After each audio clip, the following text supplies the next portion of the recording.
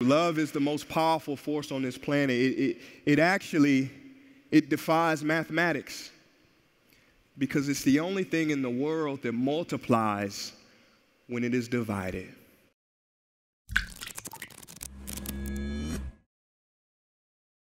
Now, by show of hands, how many of you guys have ever heard me speak before, or this is your first time? That should be everybody. That's it. Just making sure you're waking up, right? So, my name is Prince EA, and I'm from St. Louis, Missouri. I'm from the U.S., now I live in Portugal. Some people call me a spoken word artist, a filmmaker, a content creator, but I think what I do is a little bit different from what the content creators in the world now do.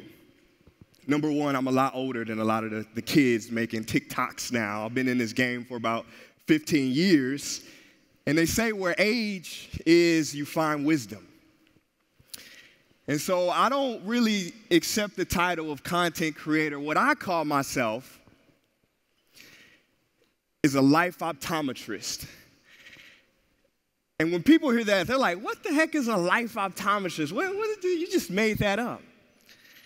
Well, I'll tell you what a life optometrist is. Like a normal optometrist, the job of an optometrist is to clear the vision of their patient, right? Whether it's glaucoma, whether it's cataracts, they clear the vision so that the patient can see clearly. And so what I do with my patients or my community or the people that watch my content, what's blocking them is not physical, it's mental, right? It's limiting beliefs, it's outdated information, it's self-doubt, it's fear. And see, I believe that life optometry is the most important profession in the world. It was Helen Keller who was asked by a reporter. They asked her, what on earth could be worse than being born blind? And she said, it will be infinitely worse to be born with sight, but no vision.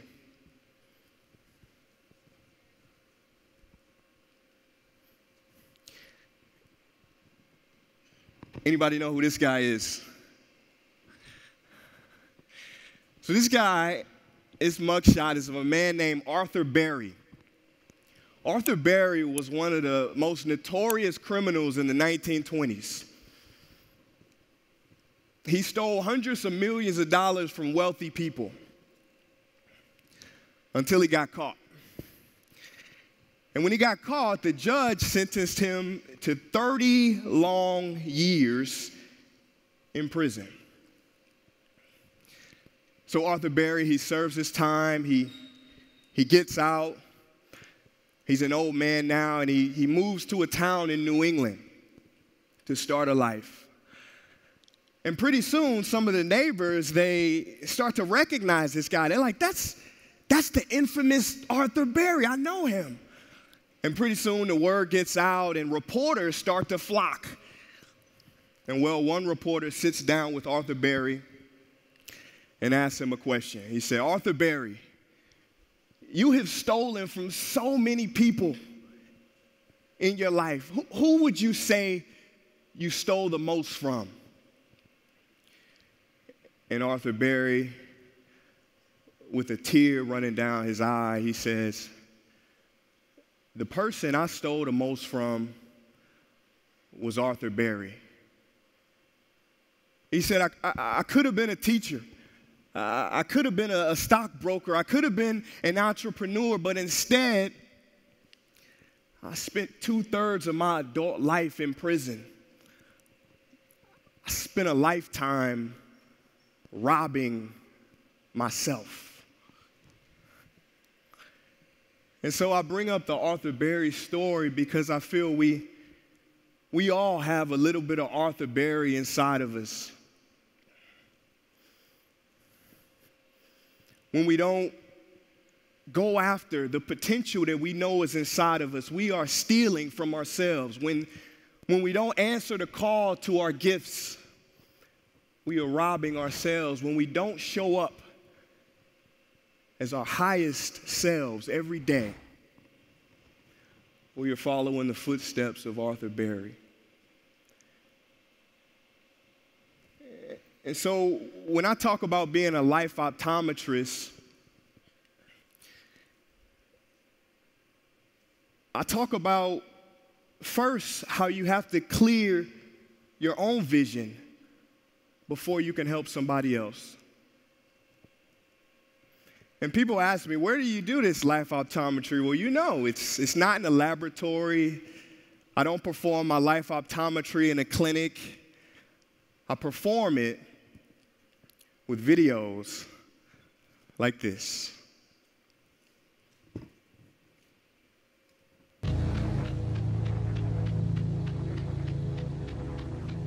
It is not death most people are afraid of.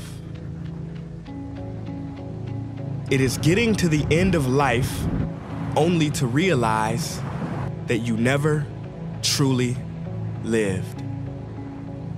There was a study done, a hospital study, on 100 elderly people facing death close to their last breath.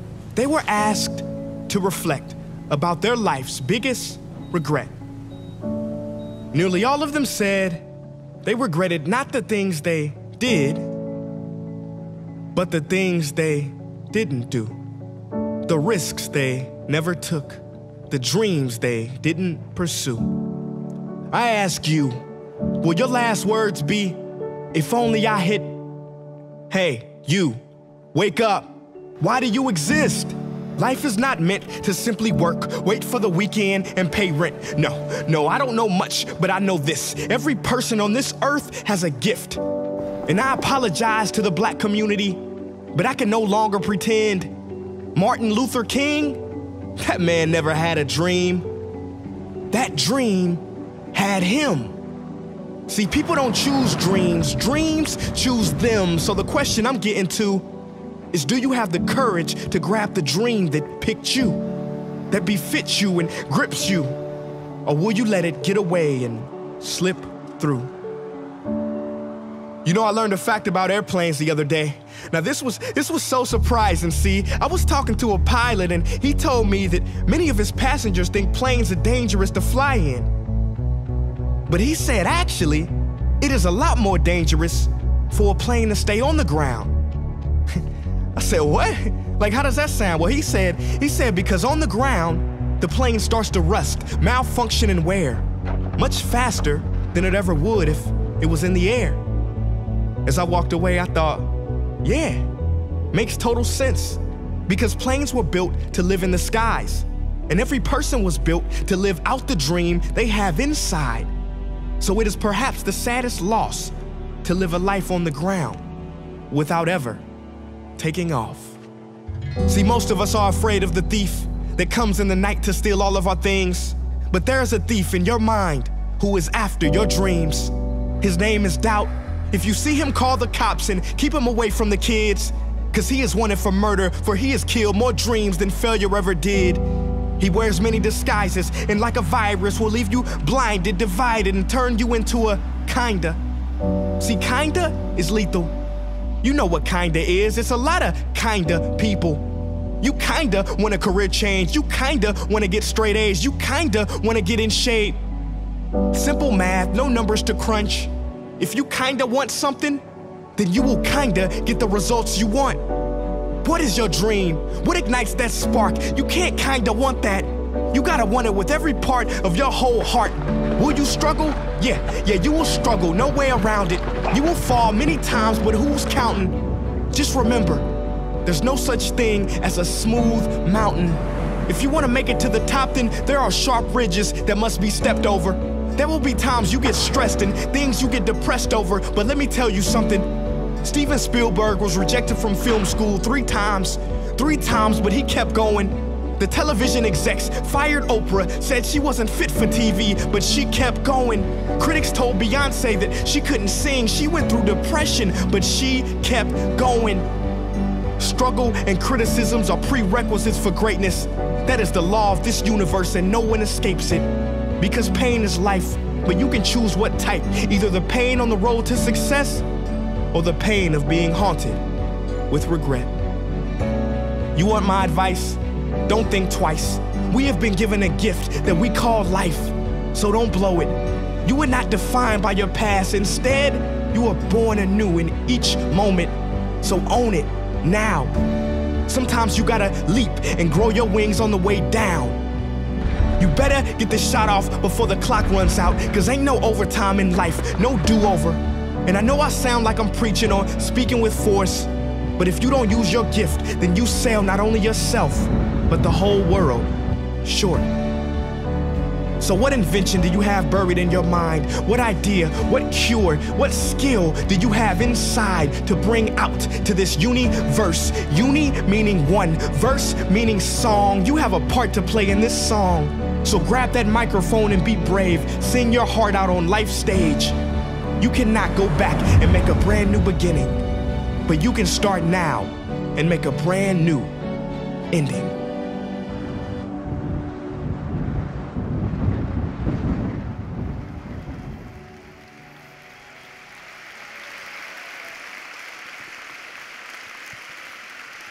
Wow. So that video, it was called Everybody Dies, but Not Everybody Lives. It went completely viral online. Before I created that video, I thought to myself, if this was the last video that I'm ever gonna create, the last message that I can ever get out to the world, what do I say? And that's what came out. I've got so much experience as a creator that I'd like to share that one tip. How do you create from a place of,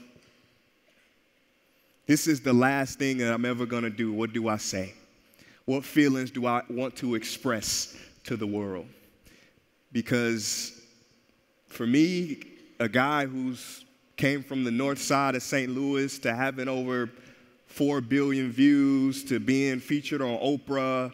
I've got the most viewed video on the subject of climate change in the world, the most viewed video on the subject of school in the world. There's an analytic part to it, but 95% of the success is from here. It's from the heart. And so using death is not something that I made up. It's not my own personal philosophy, right? The Stoics, how many of you guys know about Stoicism? Marcus Aurelius, Seneca. So you know they would keep a human skull by their desk side. And it would the translation of that skull is memento mori. Remember that you will die. The Buddha himself, in the book, the Tibetan book on living and dying, he said, of all footprints, those of the elephant are supreme. But of all meditations, meditating upon death is supreme. Everybody knows him, Steve Jobs. Steve Jobs says, death is nature's greatest invention.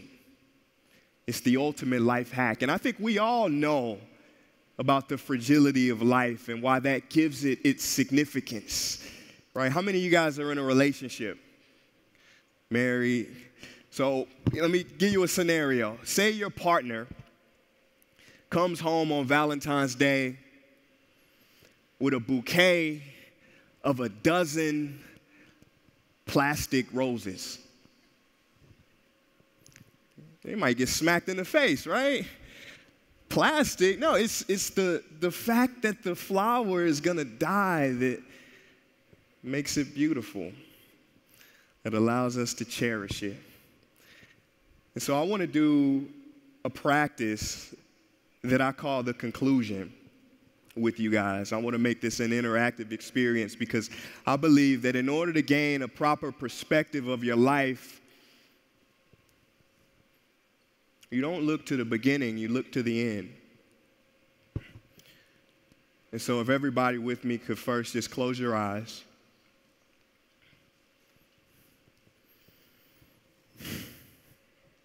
Let's feel into our bodies. Let's feel our feet on the ground. We've had a long day, a lot of excitement, but let's bring ourselves to the here and now. Let's loosen our shoulders,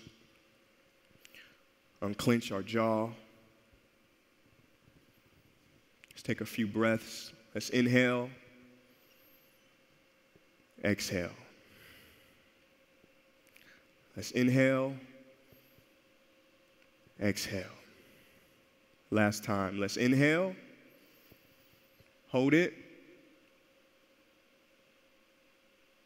keep holding it, exhale. Good, good. Now keep your eyes closed. Now I want you to imagine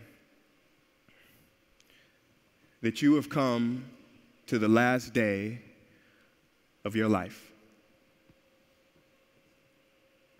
You have all of your physical faculties with you.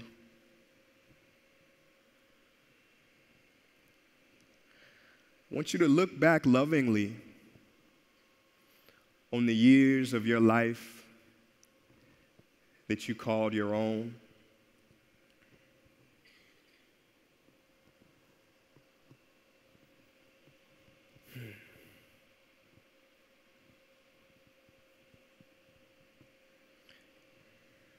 Think about some of your favorite things, some of the favorite things that you like to eat,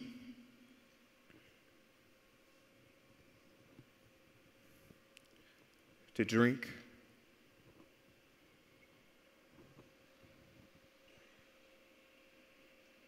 What did you like to listen to?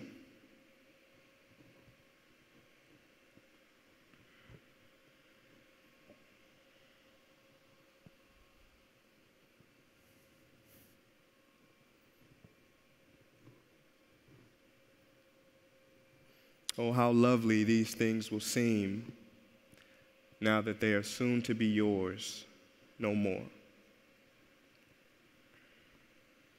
What people are here with you on your dying day? We all have a few special people that are enshrined in our hearts.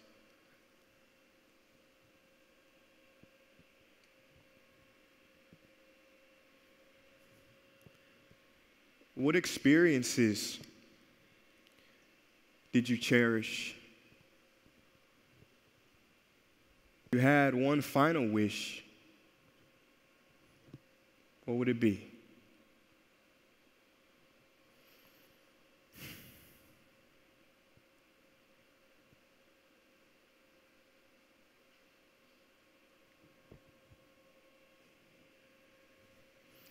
When you're ready,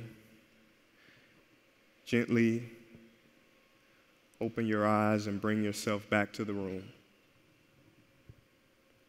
And when we get to the top, sadly, we realize it was leaning against the wrong wall. You may be asking yourself, why the heck are we talking about death at an entrepreneur conference? Well, it's because I truly believe that entrepreneurs are some of the most special people on the face of this earth. You're bold, you're courageous, you're ambitious, a little stubborn, fearless. See, I believe that it won't be the politicians that change the world. It won't be the religious institutions. It'll be the entrepreneurs. Because there's so many touch points that you have every day to reach your customer, to reach your audience. And so that's why it is essential that you operate from a place of service and love. You know, it was Henry Ford who said a business devoted to service will have only one worry: about profits. they will be embarrassingly large.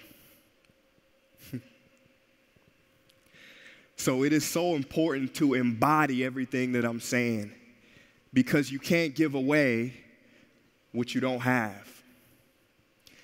There's a story of a little boy and his mom. Little boy and his mom, they lived in a valley.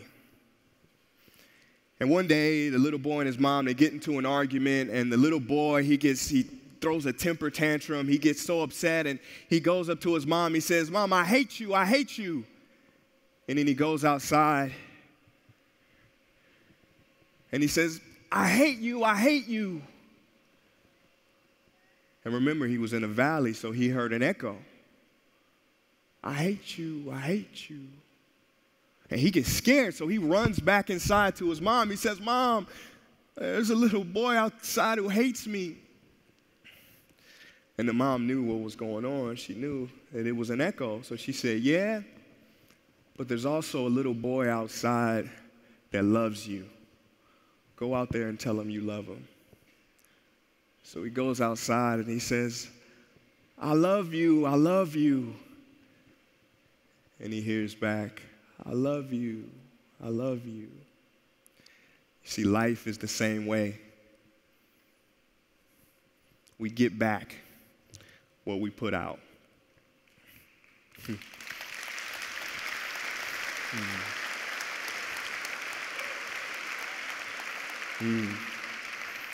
So real quick, I don't want to just speak in general terms. I want to give you guys some real strategies that you can implement in your life today when you go home that will allow you to embody what I'm talking about: the space, the presence, the service. And the first thing on my list is gratitude.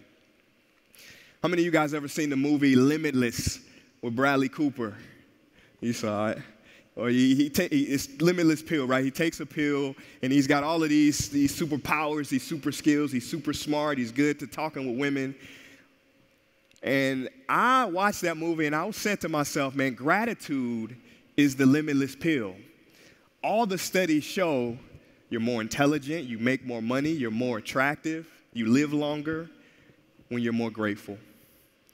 Journaling is one of the best ways to instill an amount of gratitude within.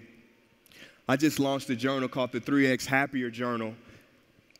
I think it's the best journal out there. I used it for 3 years before I put it out. It works. Even if you don't get that journal, put 3 things that you're grateful for in the morning, and before you go to sleep, 3 things that you're grateful for. It will change your life. Thank you. There's 3 questions that you can ask yourself, because I'm running out of time. There's 3 questions that you can ask yourself every day to give you a feeling of gratitude. That is, who do I love? Who loves me? And what can I be grateful for at this moment? Second thing I want to tell you about is something called the beginner's mind. It's an old Zen saying, in the beginner's mind, there are many possibilities. In the expert's mind, there are only a few. So how many of you guys know Richard Branson? I think he came here to speak. So I had the opportunity to go to Necker Island a few years ago to hang out with Richard Branson. And one thing I always saw Richard Branson, the billionaire, doing was this. He was making notes. He was always in that beginner's mind, because he knows that you're never too old to learn and you're never too young to teach. Richard Branson, I love him. He doesn't call himself a venture capitalist. He calls himself an adventure capitalist. I don't know if he told you the story of how the name Virgin happened, but he was with his friends, and they were trying to decide, what do we call this company? And he's like, let's call it Virgin, because we have no idea what we're doing. And then he named all his companies Virgin. It's brilliant. So the next one, physical health, right? This is a no-brainer. You can't do well if you don't feel well. Nutrition is queen, exercise is king. You put them together, you have a kingdom. One thing I want to tell you about is the importance of movement. So I have nothing against smokers, but here's the thing. Smoking, each cigarette takes about 11 minutes off of your life. Sitting, for 1 hour takes 22 minutes off of your life. This is why scientists say sitting is the new smoking. So you want to get up, you want to move every so often. Circulation is the name of the game. Number 4 is to start with being, not doing. You got to be before you can do, and do before you can have. I tell people all the time, don't write the to-do list. Write the to-be list. Enthusiasm is the most important quality of success. And I love words. I'm a word guy. I looked up the word enthusiasm. What's the etymology? What's the Latin root of the word enthusiasm? Well, E-N, means within. And then you got theos, which is spirit. So when you're enthusiastic, you are literally within your spirit. And the last one is community. This one is so important. So the Harvard Grant study was a study done. It's an 80-year study. They spent $20 million on this study. They tracked the lives of people pretty much from birth until death. And they found that the number one variable for a person's success was not IQ. It wasn't riches, that you come from a rich family. It was relationships. The number one variable for success in a person's life is the amount of relationships, the quality of their relationships that they have. You see, bees were made to live in a hive. We were made to live in a tribe. We're all in this together. I'm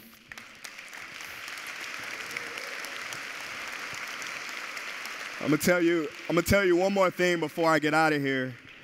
So this is a true story. It happened in the Washington Special Olympics several years ago.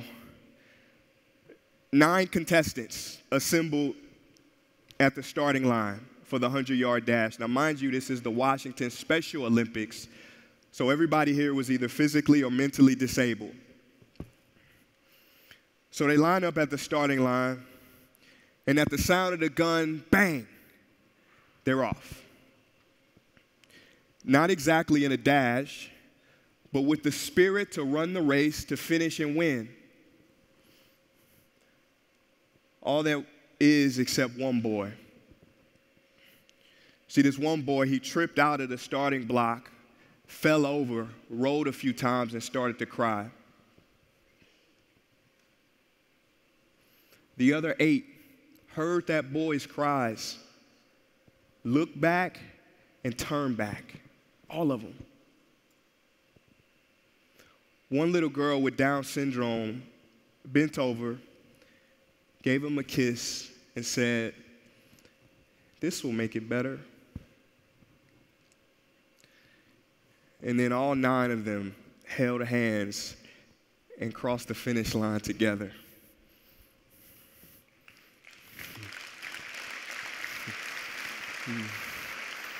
It's a true story. The people who were in the audience that day, they stood up and cheered for 10 minutes. And those who were there are still telling the story to this day because they know what we all know deep down. That winning means nothing unless we get there together. You know, we talk a lot about IQ in the world today. If you're smart, you talk a little bit about EQ. But if you're really smart, you talk about LQ, the love quotient. Because love is the most powerful force on this planet. It's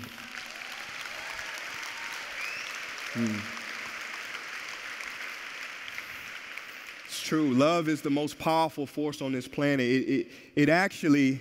It defies mathematics because it's the only thing in the world that multiplies when it is divided. Turn to somebody on your left and right and tell them I love you. Go ahead. Go out and see it. Turn to somebody on your left or right and say I love you. Beautiful. Beautiful. We don't hear it enough. We don't hear it enough. Thank you guys so much. My name is Prince EA. You guys have been lovely. So much love.